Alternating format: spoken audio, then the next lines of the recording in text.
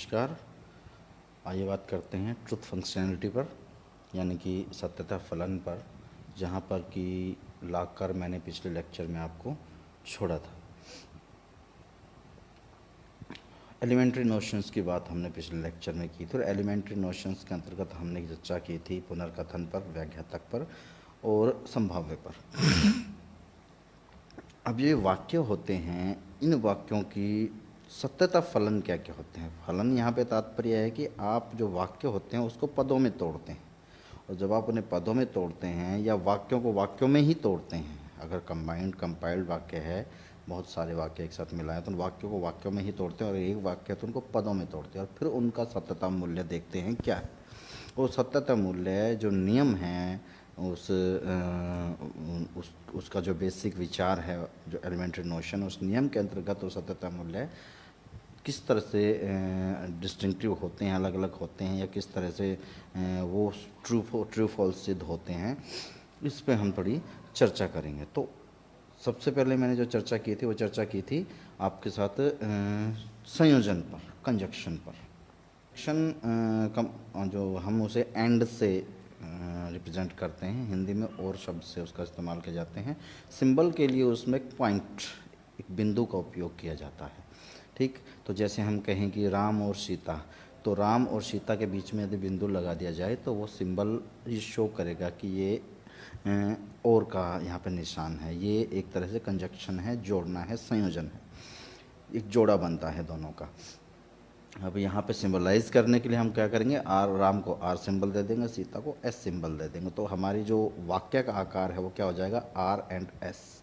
अब इसके पीछे हम पूरी वो लगा देते हैं, जैसे राम और सीता वनवास गए थे, तो राम और सीता वनवास गए थे, इसका सिंबलाइजेशन जो होगा वो R point S, Ram and Sita, और उससे वो सारी थ्योरी उसमें आ गई है। अब इसका इन दोनों पदों का ही हम विश्लेषण करते हैं उसमें। फिर उनके ट्रुथ फंक्शंस देखते हैं, कैसे राम अगर ट्रू है, सीता अगर ट्रू है तो कंबाइंडली ये ट्रू है या नहीं है। तो राम ट्रू है, सीता ट्रू है, तो राम और सीता भी ट्रू ही आएंगे। राम ट्रू है, सीता फॉल्स है, तो संयोजन के सेंस में, कंजक्शन के सेंस में, यहाँ पर राम और सीता का जो कॉम्बिनेशन है वो फॉल्स आएगा। ठीक, ये कॉम्बिनेशन का रूल है। राम अगर फॉल्स है, सीता अगर ट्रू है, तो भी कंजक्शन के सेंस में ये फॉल्स ही आएगा। ठीक है, ये कंजक्शन का रूल है। जैसे मैंने आपको बताया, विचार का जो कंजक्शन जो है उसके अंतर्गत ये रूल है, ये लॉ है कि आप किस तरह से उनको सत्यता फलन करते हैं, ट्रुथ फंक्शनैलिटी करते हैं। अगर भाई चौथी पंक्ति में यदि राम और सीता दोनों ही फॉल्स हैं तो निश्चित रूप से फिर संयोजन के सेंस में ये फॉल्स आएगा। और ये कमाल की बात है कि आप कोई भी वाक्य लें, कोई भी अनर्गल वाक्य ले लें, कोई भी सत्य वाक्य ले लें, एक सत्य और एक असत्य वाक्य ले लें, आप इसमें फिट कर सकते हैं, सिंबलाइजेशन उसका कर सकते हैं किसी भी प्रकार के वाक्य का। ये सिलोगिज्म की तरह के सेंस में नहीं आता कि आपको एक सार्वभौमिक वाक्य चाहिए, आपको एक अंशव्यापी वाक्य चाहिए, आपको एक यूनिवर्सल चाहिए, एक पर्टिकुलर चाहिए, नहीं। यहाँ पर आप किसी भी प्रकार के वाक्य को इस सेंस में ढाल के, संयोजन, वियोजन, नेगेशन, एक आपका शाब्दिक प्रतिपत्ति भी आता है, फिर आपका हेतु हेतुमत भी आता है, इन सेंस में डाल के आप बात कर सकते हैं और उसका सत्यता मूल्य जांच सकते हैं। जैसे यहीं पर हम एक उदाहरण ले लें कि अमिताभ बच्चन अभिषेक बच्चन के पिता हैं, ठीक, यानी अभिषेक बच्चन अमिताभ बच्चन का पुत्र है। तो इसको जब हम संयोजन के सेंस में लाएंगे तो अमिताभ और अभिषेक पिता पुत्र हैं। ए डॉट ए के साथ हम छोटा सा या ए के साथ हम ए बी कर दें, ए डॉट ए बी। ठीक, तो यहाँ पे हम इसे संयोजन की सेंस में अगर इस टेबल में रखेंगे तो सामने आ जाएगा बिल्कुल कि राम और अभिषेक दोनों हैं, तो ट्रू है वाक्य।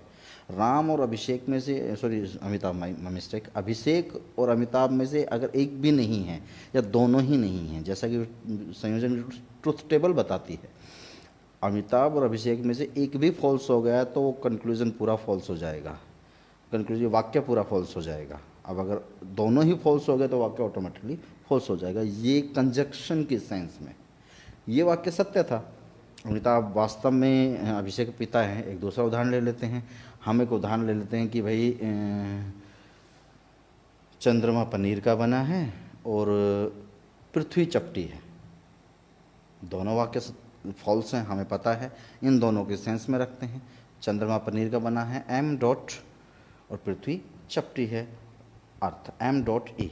अब एम डॉट ई को जो हमने इस सेंस में रखा है, तो यहाँ पे एम डॉट ई जो है, जब हम इस कंजक्शन के सेंस में इसको रखेंगे, तो जब चंद्रमा और पृथ्वी दोनों ही सत्य होंगे इस सेंस में, तो इसका जो वाक्य है जो है वो ट्रुथ आएगा। चंद्रमा और पृथ्वी में से एक भी फॉल्स हो गया तो वाक्य जो है फॉल्स हो जाएगा, और दोनों फॉल्स हो गए तो वाक्य जो है फिर फॉल्स हो जाएगा। तो यहाँ पे ये सब असत्य हो रहा है। हमें पता है कि चंद्रमा और पृथ्वी वास्तव में अस्तित्व नहीं रखते हैं इस रूप में, ना तो वो चपटी है और ना वो पनीर का बना है। तो इस तरह से कोई भी वाक्य को जो हम इन सिंबलाइजेशन करते हैं उनका, और उनको जो हम सत्यता फलन जांच करते हैं, तो वो सत्यता फलन एज इट इज़ इनके अंतर्गत आ जाता है। वाक्य हमें ही देखना है कि सत्य या असत्य, हम उनका सिंबलाइजेशन कर सकते हैं, ठीक। तो हमें जब सत्यता ही जांचनी है और सत्यता पहले से निर्धारित है तो कैसे, लेकिन अभी तो वाक्य की बात हो रही है, अभी युक्ति की बात आएगी ना आगे। तो युक्ति से हमें पता लगेगा कि वैधता, पूरी युक्ति में कहाँ पे क्या गलती, और वैधता निर्धारित होगी उससे, इसी ट्रुथ फंक्शनैलिटी से जो मैं आपको अभी बता रहा हूँ। दूसरा है नेगेशन, यानी निषेध। निषेध का सीधा सा है, ए टेबल देखिए, ए ट्रू है तो निषेध, निगेशन का जो चिन्ह होता है वो ये आपका टेढ़ा पड़ा ऐसा होता है, ठीक है। तो इसको आगे लगा देने से इसका अर्थ निगेशन में आ जाता है। तो निगेशन ए ट्रू है तो ए निगेशन ए फॉल्स है, ए फॉल्स है तो निगेशन ए ट्रू है। सीधी सी बात है, इसमें कोई जोड़ घटा नहीं है, स्पष्ट है। हमेशा उसका अपोजिट फॉल्स होता है जो ट्रू होता है, क्लियर है। अगर मैं सत्य हूँ तो मेरा अस्तित्व, मेरा नहीं होना असत्य है, और मैं असत्य हूँ तो मेरा नहीं होना सत्य है, सीधी सी बात है।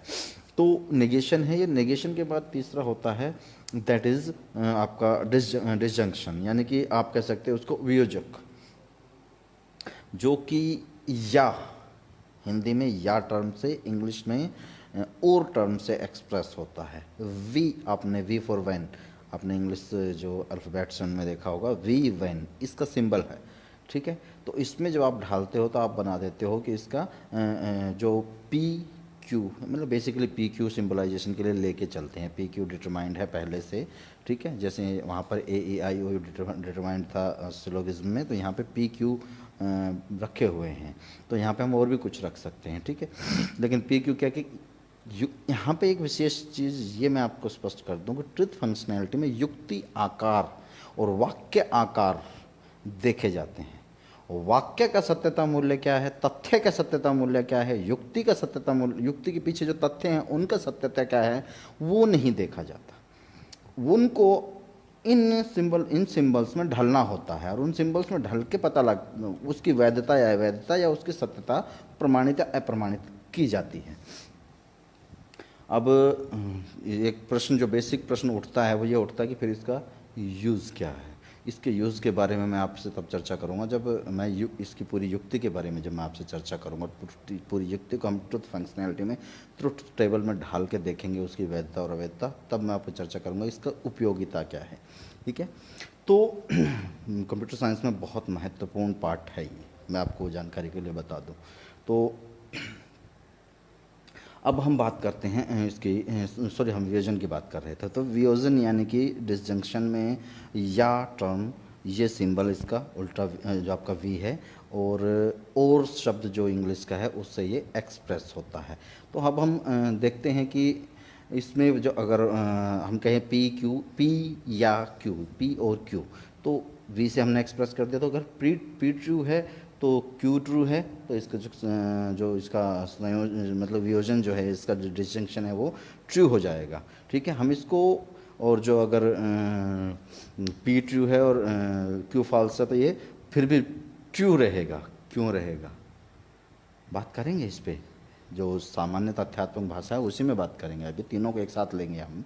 और जो अगर पी फॉल्स हो जाए और क्यू ट्रू हो जाए तो भी ये जो पी वी क्यू है, यानी कि पी या क्यू है, ये फिर भी ट्रू ही रहता है। अब पी फॉल्स हो जाए, क्यू भी फॉल्स हो जाए, तो उस सेंस में ये पूरा का पूरा फॉल्स हो जाता है, नहीं रहती। तो ये देखिए, जो आपने पहले कंजंक्शन देखा है और ये डिसजंक्शन आप देख रहे हो, कंजंक्शन और डिसजंक्शन में बेसिक डिफरेंस, कंजंक्शन में 3 कंडीशंस में वो फॉल्स हो रहा था, वहाँ पर ये 3 कंडीशंस में ट्रू हो रहा है, एक एक कंडीशन ही बदल रही है। हम तीनों को एक साथ समझने का प्रयास करते हैं कुछ उदाहरण लेके। फॉर एग्ज़ाम्पल हम देख सकते हैं कि एक उदाहरण, मैं एक ही उदाहरण से तीनों को समझाता हूँ। जैसे कि हम किसी ढाबे पे या होटल पे गए और हमने कहा कि चाय और समोसा दे दो। तो हमारे कहने का तात्पर्य क्या है? चाय और समोसा दे दो, चाय और समोसा दोनों दे दो। क्लियर?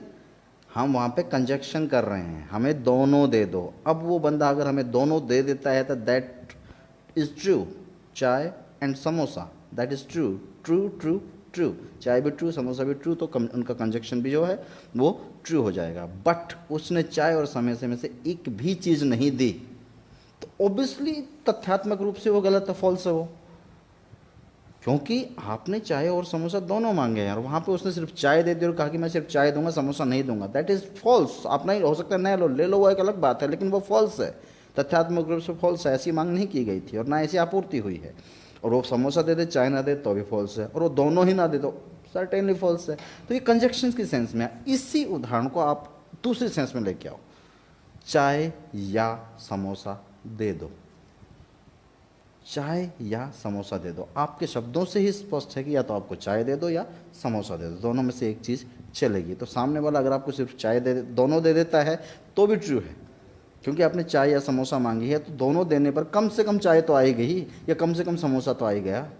ठीक, तो वो ट्रू है, सर्टेनली ट्रू है।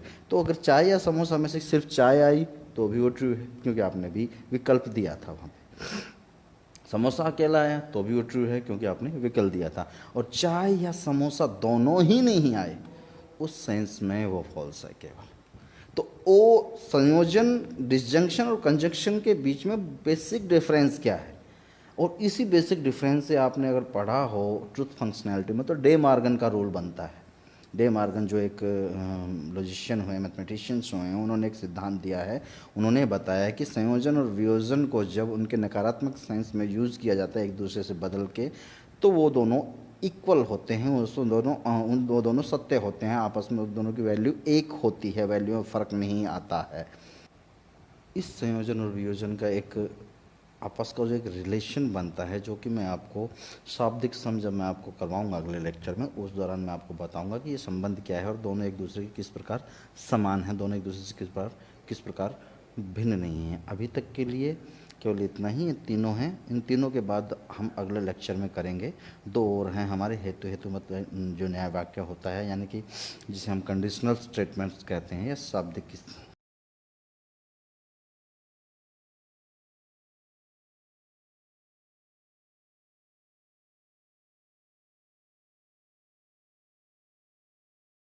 इक्विलेंट, जो मटेरियली जो इक्विलेंट होता है, उसकी हम बात करेंगे 2 की ओर। और फिर हम उसी से युक्ति को देखने का प्रयास करेंगे कि किस तरह से कोई युक्ति पुनर्कथन होती है, टोटोलॉजी होती है, किस तरह से कोई युक्ति व्याघातक होती है, और किस तरह से कोई युक्ति संभाव्य होती है। इन तीनों के नियम क्या है, यानी इनकी प्रूफ कंस्ट्रक्शन क्या है, उस पर हम चर्चा करेंगे, कि पता लगाएंगे कि कैसे क्या युक्ति इस सेंस में आती है, और वो ट्रुथ वैल्यू से ही पता लग जाता है।